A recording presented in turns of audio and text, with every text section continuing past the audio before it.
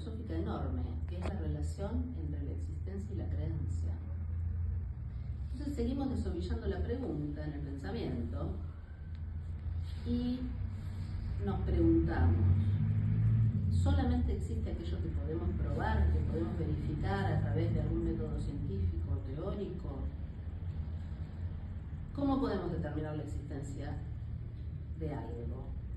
¿No tiene acaso existencia real y efectiva aquello en lo que creemos? ¿O bien no provoca alguna intervención en la existencia el hecho de no creer en algo? Claro que sí.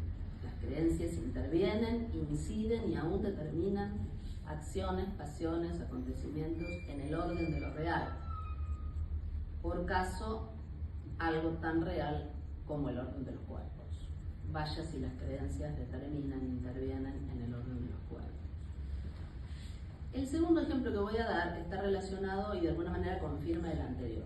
En el capítulo 4, de la mano de Judith Butler, se plantean los actos corporales y los performativos.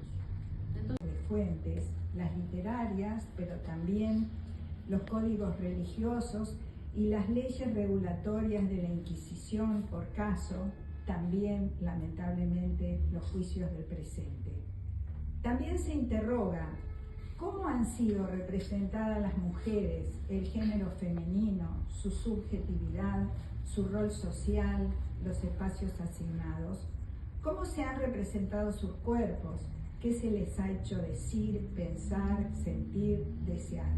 Y aquí, solamente al inicio del libro, nos advierte sobre tres aspectos.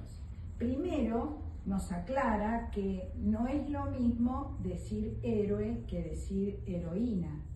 Y dice, ¿quién es la heroína?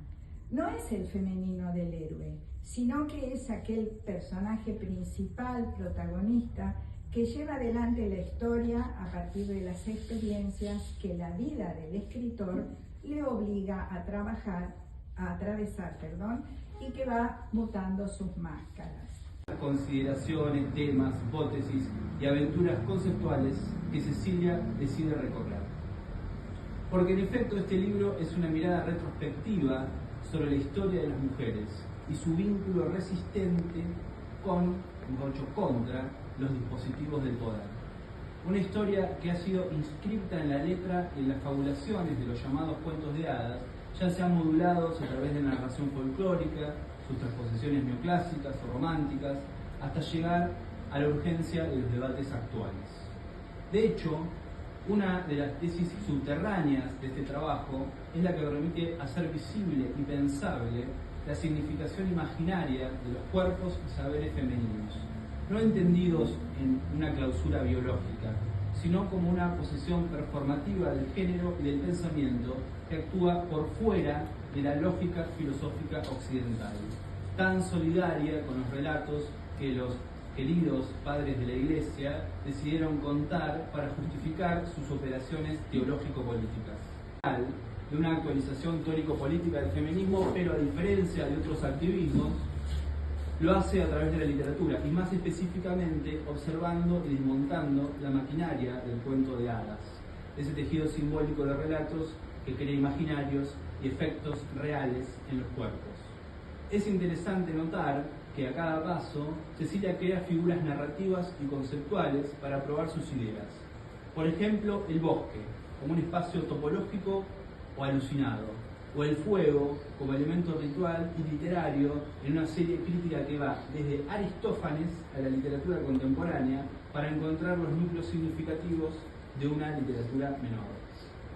En el capítulo 2, Cecilia aborda los cuentos de hadas desde el imaginario del deseo, es decir, desde una cartografía deseante.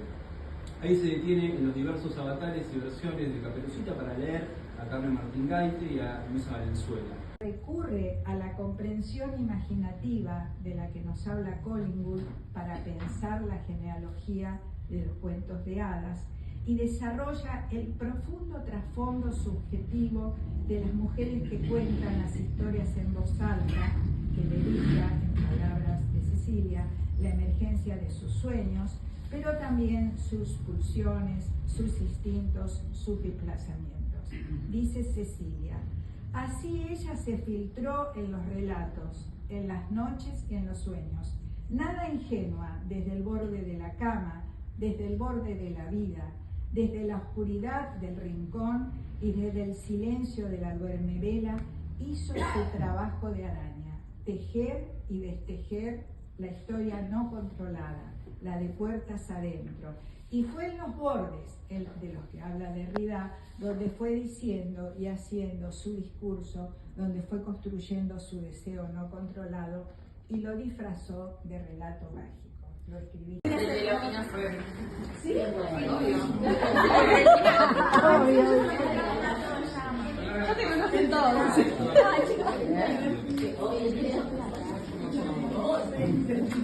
Eso todavía no conozco.